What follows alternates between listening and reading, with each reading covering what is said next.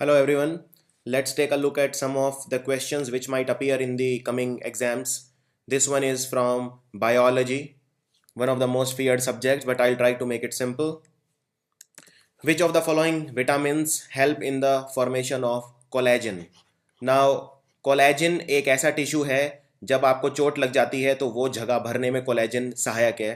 Collagen को बनाने में विटामिन सी हेल्प करता है।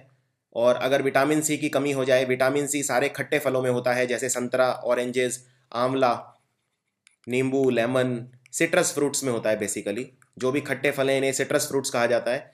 तो अगर विटामिन सी की बॉडी में कमी हो जाए तो आपके घाव आसानी से नहीं भरेंगे, चोट ठीक नहीं होगी, यानी कि हीलिंग इम्पेयर हो जाएगी अगर विटामिन सी डेफिशिएंसी हो जाए तो।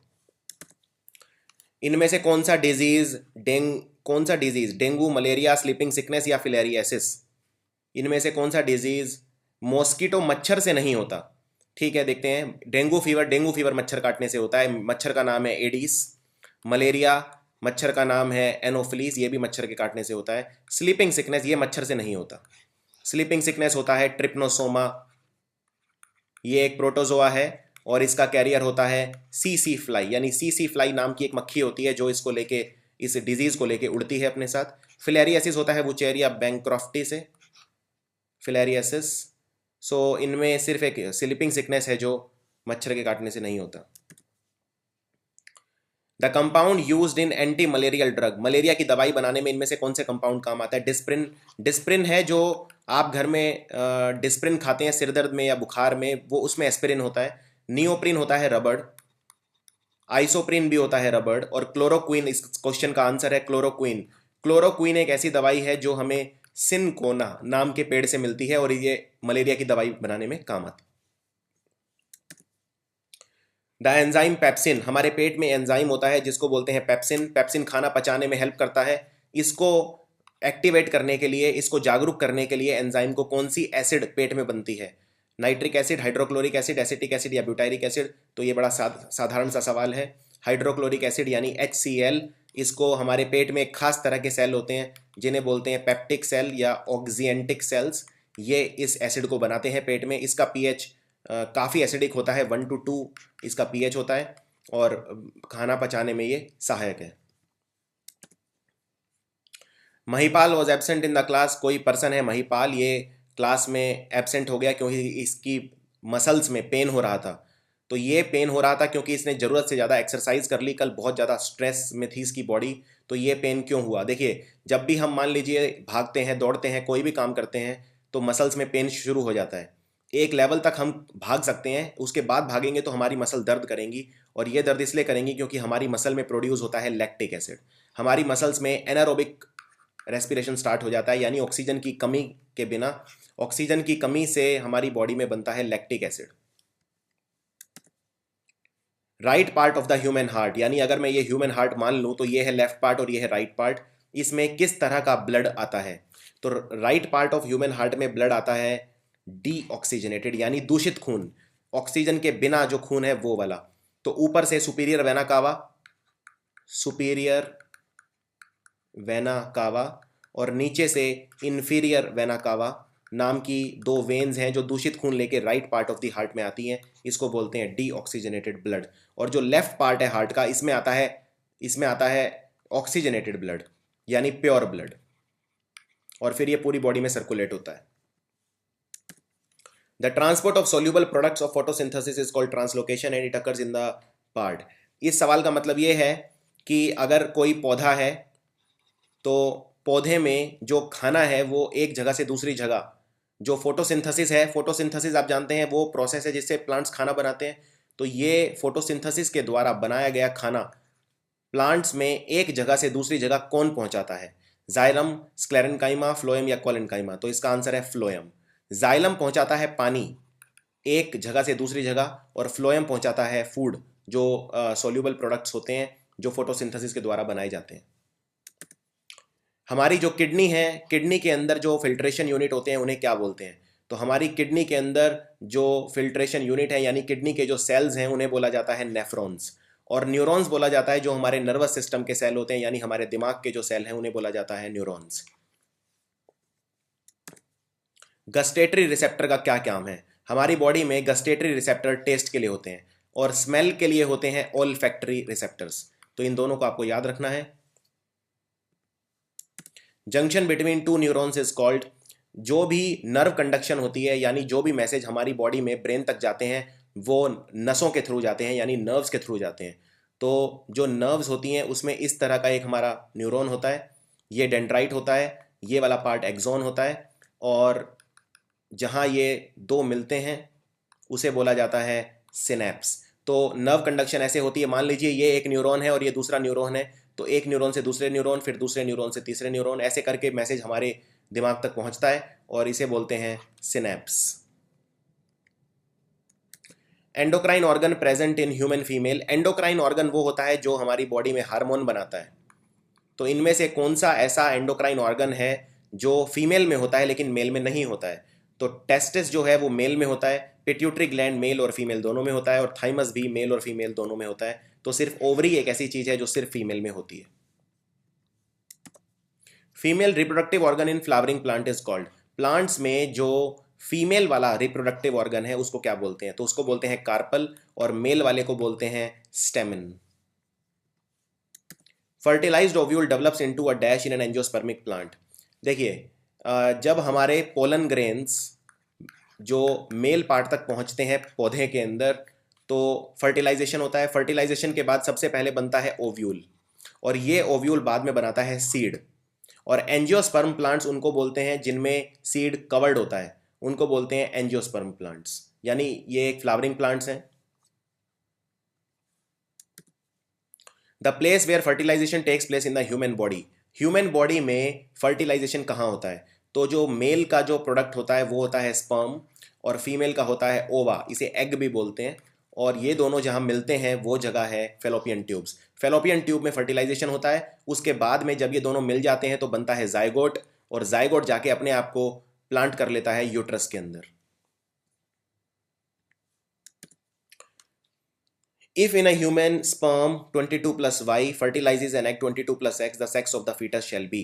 इसका मतलब अगर 22 प्लस वाई और 22 प्लस एक्स दोनों मिल जाएं तो क्या बनेगा? मेल बनेगा, फीमेल बनेगा, या बच्चा मेल या फीमेल कुछ भी बन सकता है। देखिए, जो फीमेल होती हैं वो होमोगेमेटिक होती हैं 44 प्लस एक्स एक्स, और मेल होते हैं 44 प्लस एक्स वाई। तो अगर आप 22 प्लस वाई और 22 प्लस इसको ऐड कर देंगे तो ये बन जाएगा 44 प्लस एक्स वाई, यानी ये बनेगा मेल।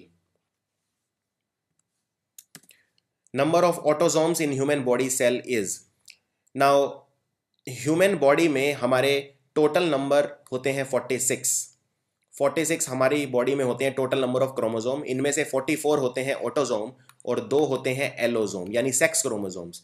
सेक्स क्रोमोजोम्स को बोला जाता है एलोजोम्स। तो इसीलिए हम जब भी लिखते हैं हम लिखते हैं 44 प्लस एक्स एक्स या 44 प्लस एक्स वाई। यहाँ पर 44 तो हैं ऑटोजोम और एक्स एक्स और एक्स वाई हैं सेक्स क्रोमोजोम्स। अब यहाँ पर पूछा है ऑटोजोम्स कितने होते हैं बॉडी सेल में, तो आंसर है 44।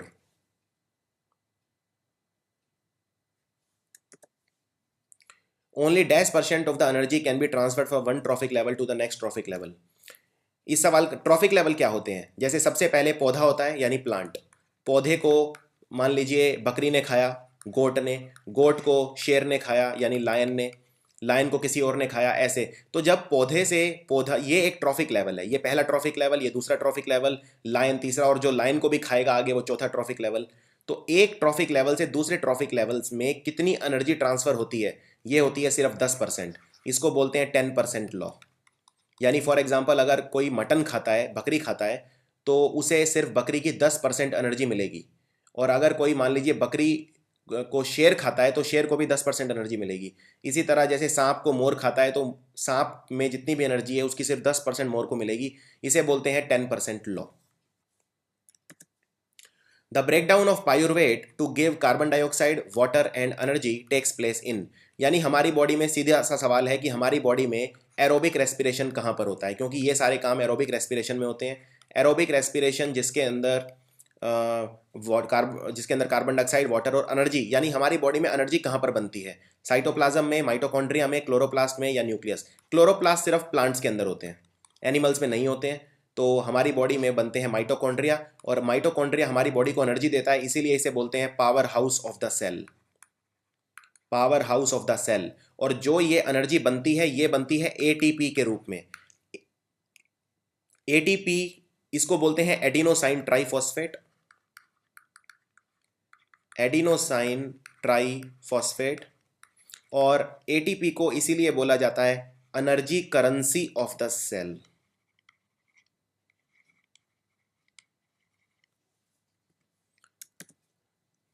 बाइल को कौन बनाता है? बाइल को लिवर बनाता है। बाइल का काम है बॉडी के अंदर जो फैट है, फैट डाइजेस्ट करना।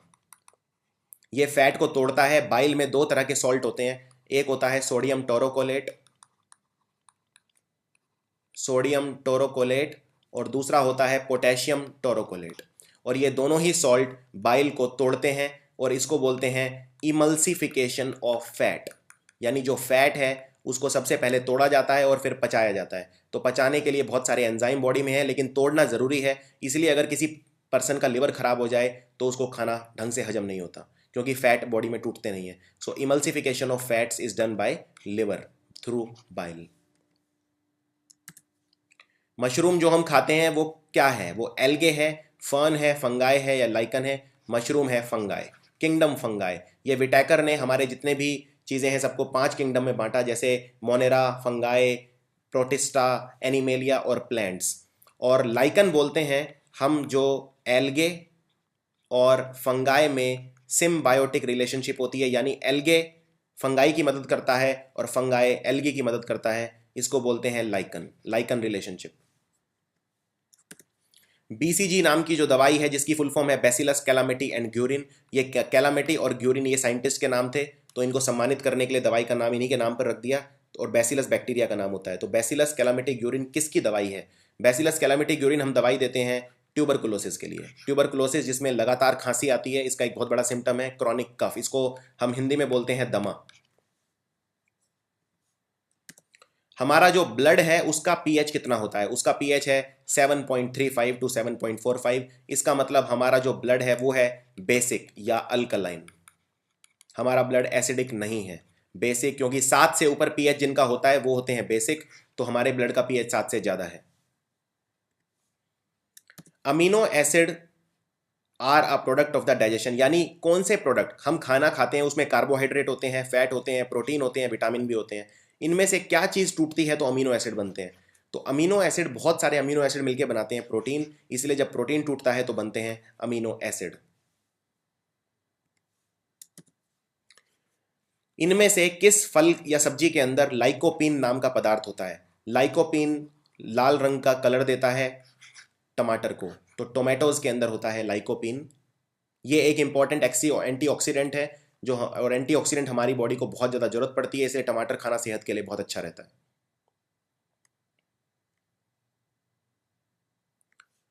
Cell organ found only in plants. इनमें से कौन सा ऐसा सेल के अंदर पाया जाने वाला ऑर्गेनल है जो सिर्फ प्लांट्स में होता है? तो माइटोकॉन्ड्रिया प्लांट्स और एनिमल्स दोनों में होते हैं, प्लास्टिड सिर्फ प्लांट्स में होते हैं। तो इसका आंसर है प्लांट्स में सिर्फ होते हैं प्लास्टिड। प्लास्टिड भी कई तरह के होते हैं, जैसे क्लोरोप्लास्ट, ल्यूकोप्लास्ट, एलायोप्लास्ट। जो आपने जरूर सुना होगा क्लोरोफिल। क्लोरोफिल सूर्य की किरणों को एब्जॉर्ब करता है पौधों में खाना बनाने के लिए, और ये एक तरह का प्लास्टिड है क्योंकि क्लोरोफिल प्रेजेंट होता है क्लोरोप्लास्ट के अंदर। गोल्गी बॉडी प्लांट्स और एनिमल्स दोनों में होते हैं। राइबोसोम्स भी प्लांट और एनिमल दोनों में होते हैं, और राइबोसोम का काम है प्रोटीन्स बनाना।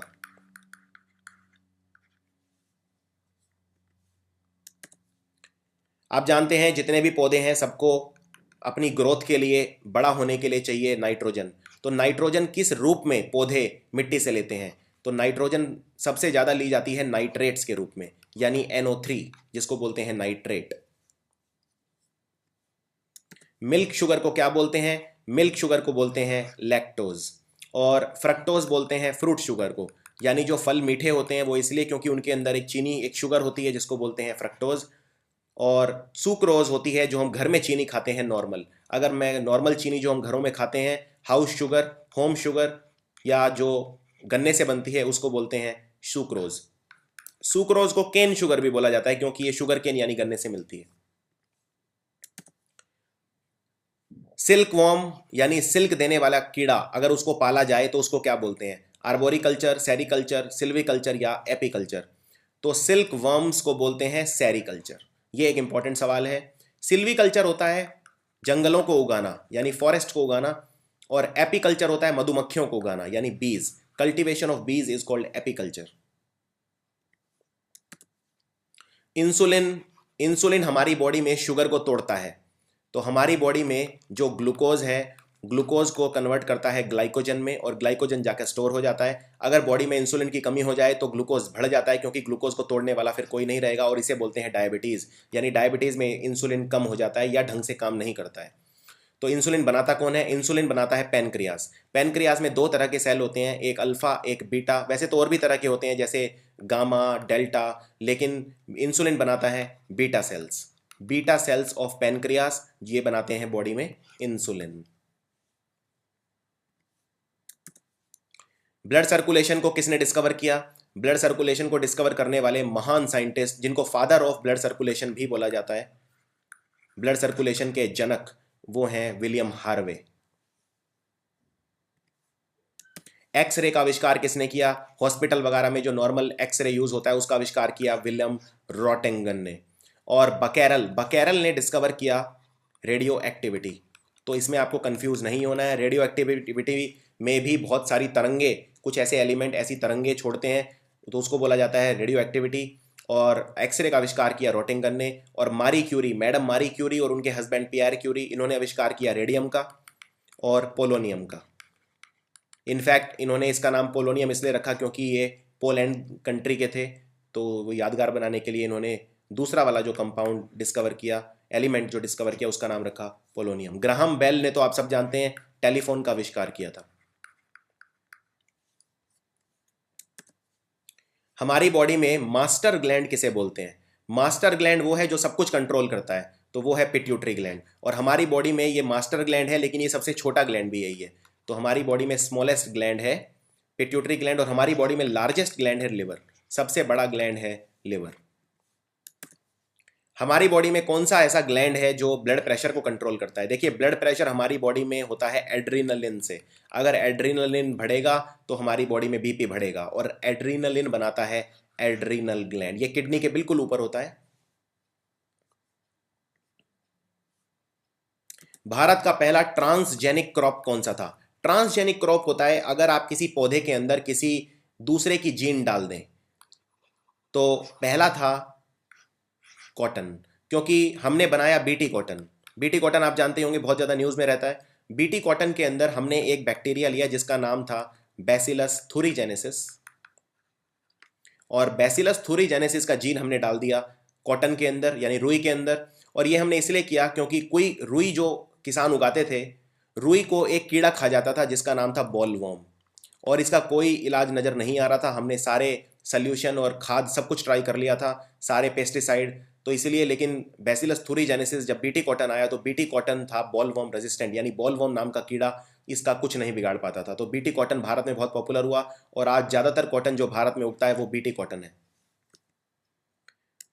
हमारी बॉडी का लार्जेस्ट ऑर्गन कौन सा है? तो लार्जेस्ट ऑर्गन है स्किन। तो इसमें ये गलती का बहुत चांस है, क्योंकि कई लोग लिवर मार्क करते हैं। लिवर हमारी बॉडी का लार्जेस्ट ग्लैंड है, लेकिन ऑर्गन है स्किन। आंसू बनाना, आंखों के अंदर आंसू बनाना किसका काम है? कौन सा ग्लैंड है जो आंसू बनाता है? तो ये है लैक्राइमल ग्लैंड। और आंसू का काम है हमारी आंखों को वॉश करना, और अगर आंसुओं की कमी हो जाए तो आंखों में बहुत दर्द होता है, और इसको बोलते हैं ज़ेरोप्थेल्मिया यानी ड्राई आइज़। अगर लोग बहुत ज़्यादा कंप्यूटर करते हैं, बहुत ज़्यादा टीवी देखते हैं, बहुत ज़्यादा पढ़ते हैं, तो उससे अक्सर आंखें सूख जाती हैं और उसके बाद दर्द शुरू होता है, जिसको बोलते हैं ड्राई आइज ज़ेरोप्थेल्मिया। कौन सा ऐसा पर्सन है जो किसी को भी खून दे सकता है, यानी यूनिवर्सल डोनर? तो यूनिवर्सल डोनर बोलते हैं ओ नेगेटिव को। कई लोग सोचते हैं इसमें ओ पॉजिटिव, लेकिन ये गलती मत करना। ओ नेगेटिव है जो सबको खून दे सकता है, और ए बी पॉजिटिव है जो किसी का भी खून ले सकता है। यानी यूनिवर्सल डोनर है ओ नेगेटिव, और यूनिवर्सल रेसिपिएंट है ए बी पॉजिटिव। तो इस सवाल का आंसर है ओ नेगेटिव। जो हम पोटैटो यानी आलू खाते हैं, वो पौधे का कौन सा हिस्सा है? क्या वो जड़ है, बड है, फ्रूट है, फल है, या तना है? तो पोटैटो है तना, स्टेम। और जो हम गाजर, मूली, कैरट, रेडिश, ये सब चीज़ें खाते हैं, वो होती हैं जड़ें यानी रूट। इसी तरह एक बहुत इंपॉर्टेंट सवाल पूछा जाता है, लीची, लीची जो हम खाते हैं वो पौधे का कौन सा हिस्सा है, तो वो है एरिल। ये आपको याद रखना है। So that's it. ये है पार्ट 1 बायो के जो क्वेश्चन जो आप एक्सपेक्ट कर सकते हैं। अगर आप चाहते हैं कि मैं और वीडियोस बनाऊं तो आपको कमेंट्स में लिखना होगा नीचे, और वीडियो को सब्सक्राइब करिए। सब्सक्राइब करने के लिए आपको लेफ्ट साइड में एक वीडियो के नीचे सब्सक्रिप्शन का बटन दिखेगा, उस बटन पर आपको क्लिक करना है। और सब्सक्रिप्शन का एक फ़ायदा ये होगा कि आप कोई भी वीडियो मिस नहीं करेंगे। जितना हो सके वीडियो को शेयर कीजिए, कमेंट, लाइक, आप इसको किसी पर भी रूप में शेयर कर सकते हैं, ईमेल पर, फेसबुक पर अपने दोस्तों के साथ, ट्विटर या किसी और जरिए से। So thank you very much.